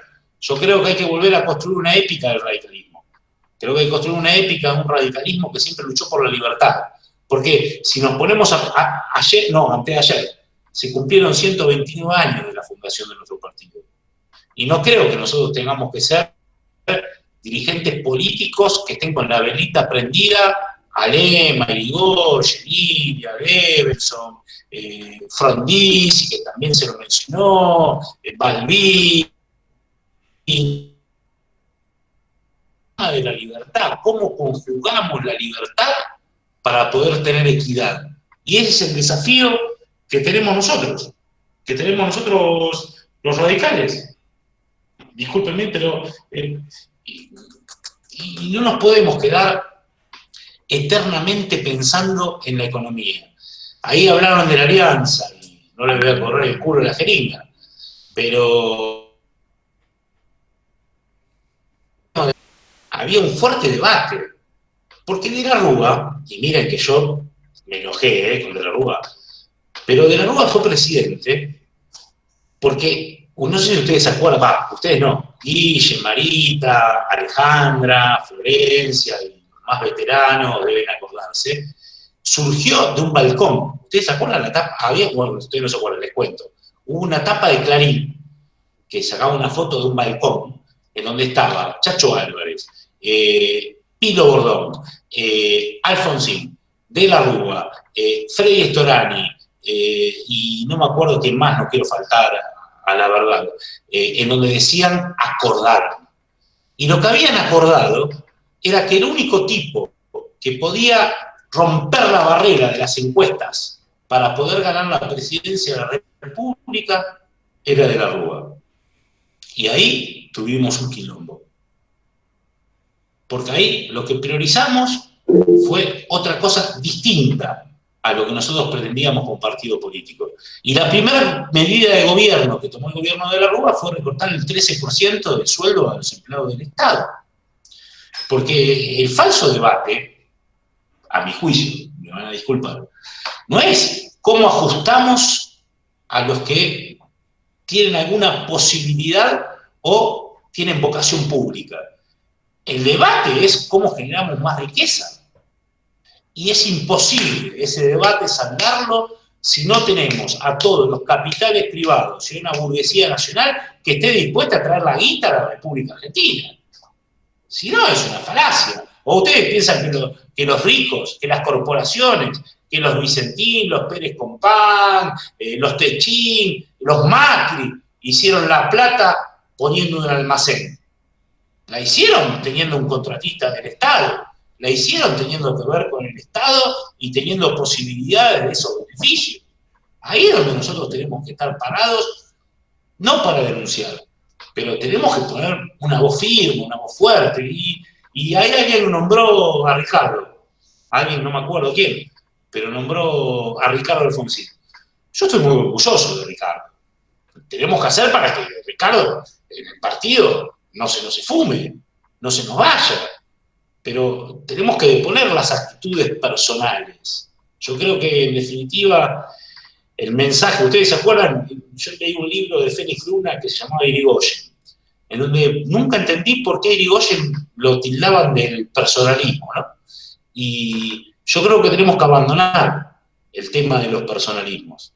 Y tenemos que tratar de aunar, de vuelta insisto, amalgamando la democracia de candidatos con la democracia de partidos, en un país que está pobre, que está roto. No podemos ir a hablarle a un amigo de conurbano, un compatriota de conurbano, de la democracia, de igualdad y la libertad, si no tiene la posibilidad de poner un plan de mes. Eso sigue siendo inmoral. Bueno, le damos la palabra a Lucas Oviedo. ¿Estás por ahí, Lucas? Sí, acá estoy. Nada, quería tomar primero lo que dijo Marita, que nuestro centro de estudiantes fue el centro de estudiantes que más estuvo en el cargo una agrupación no reformista de todo el país, o sea que eso es, la verdad que es algo remarcable, lo que hizo la otra agrupación opositora a nosotros, digamos. Y por otro lado, creo que en el sistema universitario es donde por ahí se ve más esto de las plataformas electorales más bien partidarias o de agrupaciones. Yo me acuerdo que antes de que iniciara a militar, yo iba a votar a la selección de la universidad por el sello. Yo iba y votaba o a La Franja o a Reforma, que era la otra agrupación también reformista, porque tenía el sello de la Unión Cívica Radical. Básicamente por eso. Después supe quiénes eran los candidatos una vez que entré a militar en la agrupación. Creo que eso es una de las cosas que a mí más me llama la atención de lo que es el sistema universitario y la política universitaria. También creo que, igual la pregunta, a mi entender, lo que yo quería preguntar puntualmente es, ¿cómo puede ser que a nivel nacional la Franja Morada y el radicalismo esté tan presente y sea tan fuerte y conduzca en la mayoría de las universidades, y a nivel nacional el partido no haga pie? ¿Ninguno está donde nosotros dijimos? No, no sé, dijeron encontrar personas en lugares. Ah, pero ¿qué dijo que hay que hacerlo con el mapa? ¿Qué dijo? No, dijo otra cosa que había en el mapa. Pero hay que pasar para acá. ¿Alguno de los oradores que quiera tomar la palabra? Sí, claro, por supuesto. Lo que decía Marita, que después de tantos años recuperamos la Facultad de Arquitectura, también la Facultad de Psicología. ¿Te acordás, Marita? Que era un baluarte nuestro, pero tardamos muchos años. Y no me olvido más cuando en la Facultad de Arquitectura nos ganaban unos que, citando una película de Hollywood, eran feos, sucios y malos, y nos ponían choripanes a la entrada ahí cuando se entraba el tercer pabellón, ¿te acordás? Pero bueno, pero tiene que ver con que... Siguen haciendo lo mismo, Guille. ¿En serio? Bueno, pero ahora regalamos. Bueno, pero tiene que ver con que también, y esta es una reflexión que me gustaría comentarles, miren, me la había perdido. El radicalismo asumió la vocación de armar frentes políticos. Con todos los años de historia que tenemos en nuestra vida, yo por supuesto que reivindico lo que significa conceptualmente la lista 3, pero necesitamos también entender, comprender que tenemos que ampliar nuestra base de sustentación y tenemos que armar frentes políticos, frentes que nos permitan representar a cada uno, estudiantes, ciudadanos, trabajadores, a todos, y eso es algo importante. Ahora, los frentes no se pueden armar con cualquiera, tenemos que tener una identidad política. Yo fui el Gil que firmó hace un año, y parece un montón, ¿no? Pero hace un año fui al Tortoni a firmar, armar Cambiemos en la ciudad de Buenos Aires. Cuando Larreta nos combatió hasta abajo de la cama. Yo les cuento, miren, tenemos en el Comité Capital 4 millones de pesos de deuda porque no teníamos dónde pegar los afiches de Lustó. ¿Y saben por qué no teníamos dónde pegar los afiches de Lustó? Porque el Estado de la ciudad de Buenos Aires había comprado la mitad de los lugares de propaganda para poner los chupetes, ¿vieron? La propaganda en los subte y en los lugares oficiales. Y también la otra mitad la había pagado el PRO. Cuando nosotros llamamos y dijimos, bueno, ¿dónde pegamos los afiches de Lustó? Nos dijeron, no hay lugar. Nos combatieron, nos persiguieron, o sea, nos hicieron la vida imposible. Y nosotros pasamos del 2015, cuando Larreta adelanta las elecciones en la ciudad de Buenos Aires, porque sabía que venía Cambiemos, y estuvimos a 3 puntos de ganar la ciudad con Martín Lustó. Y no estuvimos a 3 puntos porque éramos los líderes mesiánicos. El kirchnerismo se había dado cuenta y nos había dicho, bueno, apostemos a estos tipos. Tampoco hay que ser boludo, ¿no? Pero en ese momento, y después pasamos a las elecciones del 2017, en donde nosotros pedíamos las PASO. Ustedes saben lo que era ir a mí no me tocó, ¿no? Le tocó a Emiliano Giacovitti, ir a reuniones del Cambiemos, en donde todas las sillas, ninguna tenía el nombre de la Unión Cívica Radical de la Ciudad de Buenos Aires, y no lo tenía. ¿Y saben qué nos decían? Nos decían que no, lo que pasa es que nosotros acordamos. Cada lugar donde cada partido gobierna arregla las listas. Claro, los únicos lugares que manejaba el PRO eran la Ciudad de Buenos Aires y la provincia de Buenos Aires. El resto de los amigos los habían entregado con pito y moneda. Era una cosa que vos decías, no lo puedo creer. Pero así no fue. Y nosotros pedíamos las primarias abiertas, simultáneas y obligatorias. Y cuando fuimos a las elecciones, no quiero equivocarme, sí, 2017, no quiero equivocarme, en el 2017, cuando fuimos a esas elecciones, y pensábamos que nos iba a ir mejor, y sacamos 12, 13, 14 puntos, nosotros dijimos, bueno, ¿qué hacemos entre las PASO y las generales? Y la definición fue mantener la identidad. A tal punto que llegamos al 2019. Y en el 2019, no es que vinieron a decirnos que la reta cambió y dijo a los radicales los quiero. Porque cuando yo puse el gancho del Tortoni, uno de los ítems, aunque ustedes no lo crean, era primarias que están en duda para el año que viene, ¿eh? Ustedes entiendan que las PASO están en duda para el año que viene. Y no están en duda desde la política, están en duda desde el gasto político. Y eso es una complejidad que tenemos para adelante, pero muy fuerte. Y cuando pusimos ahí la firma y avanzamos, después el PRO, en realidad me corrijo, la reta, con la debacle de Macri, porque parece que fuera 1000 años, pero pasaron 8 meses, 9 meses. Cuando Macri se caía, tenía necesidad de ganar en primera vuelta el PRO en la ciudad de Buenos Aires. Y tenía dudas de poder llegar a ganar en primera vuelta sin el radicalismo. ¿Y qué significaba el radicalismo en ese momento? Significaba un conjunto de ciudadanos que, si bien reconocían la gestión de Horacio Rodríguez Larreta en la ciudad de Buenos Aires, pues yo les confieso, a Larreta lo quiero administrador de mi consorcio, o sea, tendría el edificio perfecto, pero le faltaba la discusión de lo público. Y con esto quiero terminar de decirles lo que por lo menos pienso. Lo público no es algo etéreo, algo que sea del otro. Lo público somos nosotros. Y eso es lo importante. Eso es lo que nosotros creo que necesitamos revalorizar. Tenemos que construir, insisto de vuelta con lo mismo, una ética, un discurso, algo que convenza, porque a mí me preocupa, o a ustedes, me preocupan los jóvenes, me preocupan que no se fanaticen.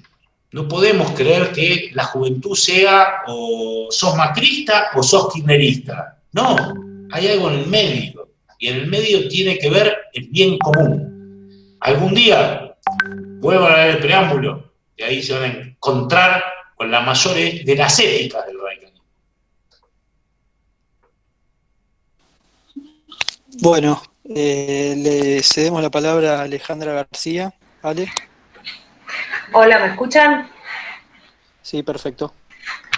Bueno, en primer lugar, como parte de la Estracera, le quiero agradecer a los 3 oradores, como parte de los viejos de la Estracera, le quiero agradecer a los 3 oradores que hayan participado hoy.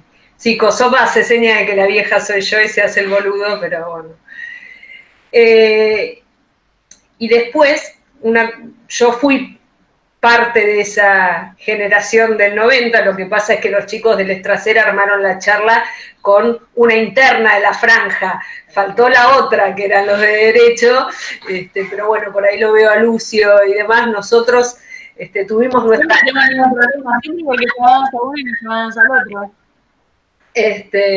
pero nosotros, digamos, los militantes de derecho perdimos nuestra facultad con el UPAU de Alzogaray,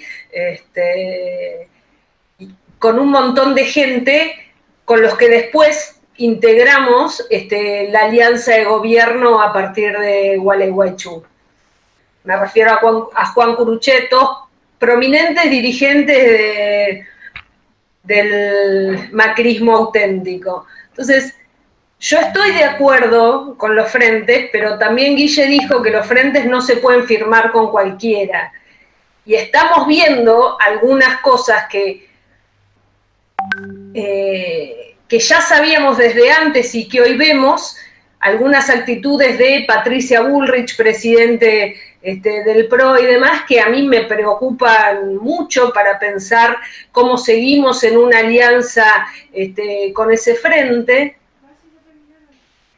Y la verdad es que el problema sigue siendo el mismo que planteaba el otro Guille, que es la falta de debate interno del partido. Entonces, yo creo que más allá de la historia y la nostalgia y cómo combatimos al menemismo en los 90, nos tenemos que replantear cómo es que nos aliamos a ese nuevo menemismo a partir de Gualeguaychú, que es un debate que nos tenemos que dar y bueno, empezar a construir a partir de ese debate. Nos preocupa perder dirigentes como Ricardo Alfonsín, pero fue el mismo partido el que lo ninguneó y arregló con el PRO darle la vicegobernación de la provincia de Buenos Aires al tipo que había perdido con él la interna. Porque la interna de la provincia de Buenos Aires la gana Ricardo Alfonsín, no la gana el señor Salvador.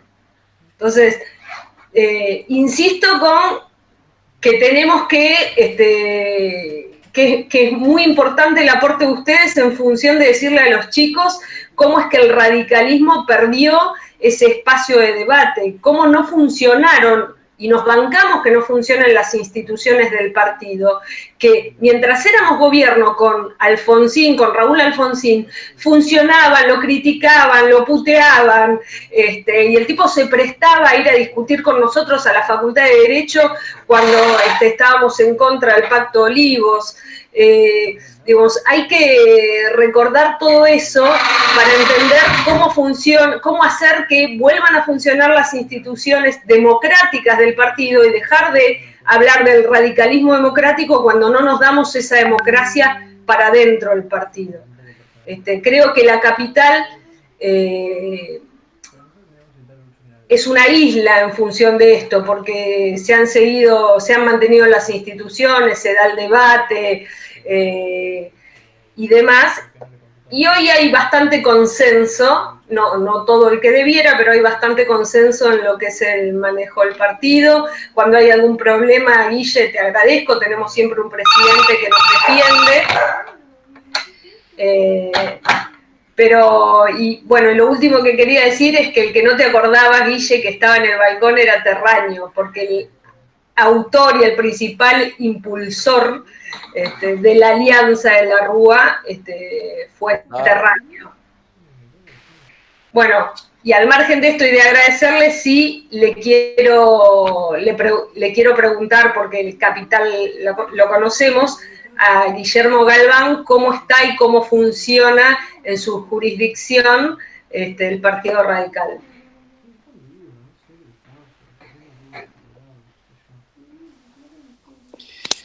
Bueno, saludarte, Alejandra, buenas noches. Mirá, nosotros estamos dando también una batalla cultural. ¿Te imaginas que el radicalismo no gobierna nada en esta provincia desde el año 66? Un año antes que yo naciera. Todo lo demás fue o militar o peronismo.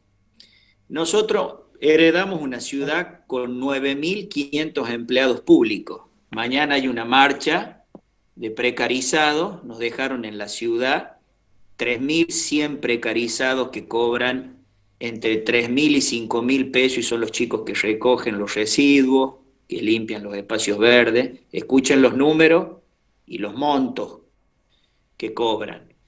Y además nos dejaron más de 1.600 ayudas económicas. Obviamente no existe el Estado municipal, porque el parque automotor está destruido porque se lo robaron. Se robaron 121 cubiertas de camiones en un lugar donde había 76 vigilantes de seguridad del municipio. En un predio cerrado con 76 vigilantes que se turnaban durante todo el día, se robaron 121 cubiertas. Ese es el Estado que deja este peronismo. Yo no soy antiperonista, gracias a Dios. Alfonsín me enseñó mucho, convivo y comparto muchas ideas del peronismo. Pero este peronismo populista que se enriquecen los dirigentes y que funden los estados, el que heredamos nosotros. Y es una provincia donde no tiene ley de coparticipación municipal. Los municipios como el nuestro no reciben un peso por ley, solamente dependemos de la gracia del gobernador si quiere ayudarnos con algo. Esta falta de institucionalidad es la que también ha impedido que el radicalismo crezca en todo el país, porque es muy difícil competir contra maquinarias electorales. ¿Y a esto qué quiero significar? Con lo que venía diciendo Guillermo, lo que estamos planteando. ¿Cómo nosotros reconstruimos un radicalismo cuando hoy la prebenda del Estado Nacional va a ser la única que va a poder sustentar a sectores populares? Porque yo creo que esto no van a tener drama en seguir emitiendo, están emitiendo más de 400.000 millones de pesos por mes, no sé si les va a calentar la hiperinflación, pero ellos van a tratar de apagar este incendio social con plata, con los gremios, con las organizaciones piqueteras, con los intendentes del conurbano. Bueno, ¿cómo nos paramos nosotros frente a eso? ¿Cómo nos paramos? ¿Qué decimos frente a ese Estado prebendario cuando nosotros tenemos que construir un Estado solidario, la democracia social de la cual hablaba Alfonsín, pero del cual nosotros estamos lejos de aspirar a eso? Con otra dificultad, el radicalismo de nuestra provincia, que es un radicalismo chico, pero fuerte, porque hemos venido ganando batallas culturales, no es distinto de lo que está pasando en el resto del país. Tenemos un radicalismo que no pierde su competitividad, pero que no le alcanza para gobernar, porque no son fuertes los sectores con los cuales nosotros hacemos alianzas o acuerdos electorales, o porque el Estado que maneja el peronismo es muy fuerte a la hora de bajar aparato en épocas electorales. Pero mi pregunta es otra. Nosotros no tenemos liderazgo nacional. Eso también juega en contra de nuestras provincias, porque si hoy hubiese elecciones presidenciales, las convoca el presidente el año que viene, no tenemos candidatos competitivos, solamente lo tiene el PRO, lo tiene a Macri, golpeado, pero lo tiene, Rodríguez Larreta como una figura que está ahora en escena, y Vidal, que está guardada, pero que tiene una imagen muy importante. Bueno, ¿cuáles son los dirigentes del radicalismo para competir si iríamos, por ejemplo, a una PASO presidencial? Repetiríamos el ejemplo de Sanz, que sacó el 5%, seríamos funcionales y acuerdo.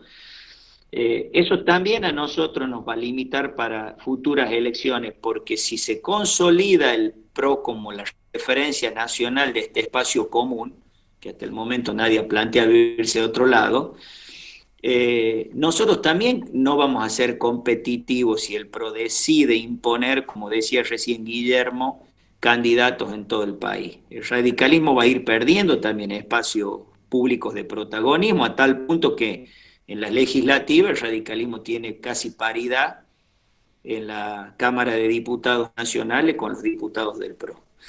Esta es la situación nuestra. La situación nuestra del radicalismo nacional desde el interior es de una acefalía total, porque nos cuesta mucho a nosotros ir en una impronta nacional. Y voy a ser absolutamente franco. Yo no soy de Macri, soy alfonsinista, tengo otra formación ideológica, pero nosotros ganamos la capital gracias a Macri. Macri sacó 14 puntos de diferencia en la capital. Y más allá de todo el trabajo que venimos haciendo hace años, nosotros acá como militantes sociales, el efecto de Macri nos permitió ganar por vez primera la ciudad capital. Y no creo que el radicalismo del país se desprenda de imágenes competitivas nacionales para que los pueda arrastrar. Lo cual también volvemos al pecado original de convertirnos en un partido electoralista, de cedemos nuestras posiciones ideológicas, no las decimos, las ocultamos, no escribimos, no publicamos, para no herir susceptibilidades, pero vamos renegando de nuestra ideología que sí la tenemos y que no la tiene el partido del PRO, con todo respeto lo digo. Y después, ¿cómo somos inteligentes nosotros para aprender de ello? Muchos de los funcionarios de Macri, del gobierno nacional, más allá de que no he compartido muchas de sus políticas y no creo que haya favorecido a los sectores medios que nos votan a nosotros las políticas de Macri, la gente nos terminó votando por el espanto que significaba la vuelta al kirchnerismo, también hay que decirlo, no por ninguna política que haya beneficiado a sectores sociales que claramente se identifican con nosotros, porque los perjudicó a todos.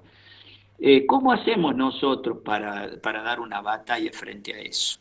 ¿Cómo logramos nosotros poner determinadas discusiones? Digo, en la capital federal no hay alguien que hable del tema de la inseguridad. ¿Por qué gana Bullrich espacio?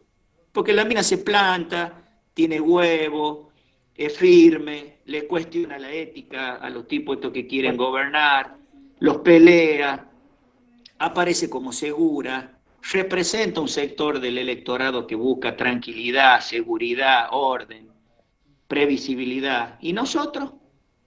¿No tenemos dirigentes que se puedan parar? La verdad que tenemos dirigentes que dejan mucho para conformar un formato nacional. A mí no me cierra Mario Negri, que para cómo lo veo viejo a Mario, lo veo larguero, lo veo sin muchas definiciones, lo veo cuentista como los cordobeses, ¿viste? Está lindo el chiste, 2 chistes, 3 chistes, después necesita que te definan cosas. No lo veo firme ni consistente al presidente del Comité Nacional, más allá que milité con él era secretario general de la Franja, cuando yo estaba en la juventud, y lo veo a Morales y a dirigentes como el gobernador de Corrientes muy encerrado en sus provincias por las crisis que tienen. Son hombres lúcidos, están manejando crisis muy complejas en pueblos pobres, pero los veo alejados del escenario nacional porque además necesitan no confrontar ahora con el gobierno nacional, necesitan el financiamiento. Y después no tenemos actores legislativos que se destaquen. Nosotros supimos tener bloques de diputados, y sino que Juan Carlos me dé la razón, que él participó y conoció muchos actores brillantes en el Senado y la Cámara de Diputados, no tenemos actores alternativos a esto, lo cual también nos está condicionando muchísimo a nosotros en nuestra representatividad nacional, porque el radical ha quedado reducido al comité, pero el votante del radicalismo hoy se siente identificado con lo que es la concepción más pro Macri, más pro Rodríguez Larreta, más Vidal. Ese es el electorado nuestro. Nosotros, nos guste o no, teníamos una discusión hace unos días en el comité acá de La Rioja. Nosotros, siendo radicales progresistas, hoy nosotros no estamos valiendo de un voto de centro derecha, porque también ha variado, ha virado el electorado nuestro, hoy exige otro tipo de nivel de exigencia de calidad de vida que el radicalismo todavía no habla, y estamos abrevando en ese público. Pero si fuese por nosotros solos, no sé si la gente lo vota al radicalismo, creo que no lo vota al radicalismo. Y ahí nosotros donde tenemos nosotros que encauzar esto, que es el desafío que tenemos por delante. Bueno, desde ya agradecerles un montón a los 3 oradores por habernos dado esta exposición. Muchas gracias a todos los que participaron de la charla. Desde ya los invitamos a seguir participando de este ciclo de charlas que bueno, iremos anunciando en las redes cómo irá continuando. Y bueno, por último, recordarles que desde Trasera iniciamos una movida de una olla popular, la cual estamos haciendo 6 veces por semana. Empezamos ayer, hoy la continuamos, los chicos terminaron ahora hace 10 minutos de hacerlo, y que bueno, esto está solventado por el apoyo de todos, así que bueno, nada, invitarlos a que puedan contribuir, ya sea económica o prestándonos de alguna manera ayuda para ir a hacer las repartijas. Así que bueno, nada, invitarlos a participar también de esta otra actividad que estamos haciendo desde el comité. Así que bueno, nada, me despido y muchas gracias por participar nuevamente. Hasta el martes que viene. Muchas gracias a ustedes. Chao, hasta el martes. Muchas gracias. Muchas gracias a ustedes, ¿eh? Buenas noches. Saludito. Les quiero agradecer. Y hay algo que decía Ale, ahí que es verdad, lo de Terráneo, y cuando nos planteaba que estaba en el balcón y yo me olvidé. Pero no se olviden que no todo se compra ni todo se vende.